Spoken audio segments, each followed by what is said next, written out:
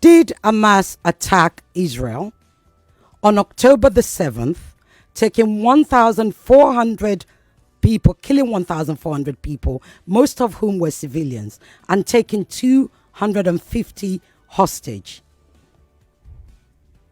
Thank you very much. I think this question, to begin with, this is a very long but very simple story. Palestinians are under a brutal occupation for more than 75 years now, and at least for the last 17 years, the Gaza Strip, where the operation happened, are under a very suffocating siege by the Israelis, supported by the international community, which has converted the Gaza Strip, based on legal description from the UN, from legal experts, even Israelis, to the biggest open-air prison, to the biggest concentration camp. What we see, what is happening with our prisoners in Israeli jails, what's happening in our Al-Aqsa Mosque, the third holiest shrine in Islam, the takeover of the mosque, all these things, all this context.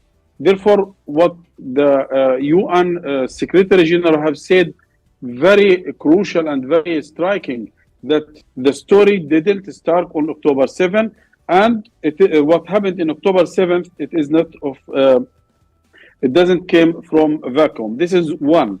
The second, I unfortunately, what you have now told me or asked me about, this is unfortunately the Israeli narrative. Our fighters, who again took an act of defense to break down this siege, this biggest open air prison, which has converted all these 2.3 million Palestinians in Gaza. 55% of them are children below 16 into hostages. It was an act of defense. The instructions from the first moment, not to harm civilians, not to kill civilians. How can we correct this contradiction between the two stories, what you have asked and what I say? It's clear.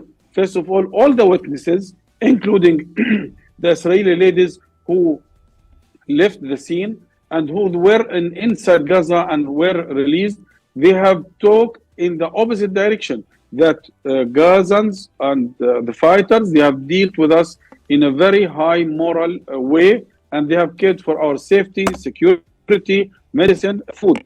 And lastly, I have to say that yesterday I have got a report, a video footage from the Israeli sources, which show clearly that the Israelis, during the operation, from the air, they have bombarded the area, so that they have killed a lot of Israelis, including Palestinians. A lot of people who are hearing us now don't know that the Israeli army is adopting the so-called Hannibal doctrine. Hannibal doctrine, in very simple way, means that Israel, the army, giving themselves the right, and they are telling the soldiers this, they are giving themselves the right, if you are captured at any time, regardless where, we have the right to bombard the area and to kill the hostage and those who are capturing him. And they have done this in 2014, in one of our cities called Rafah.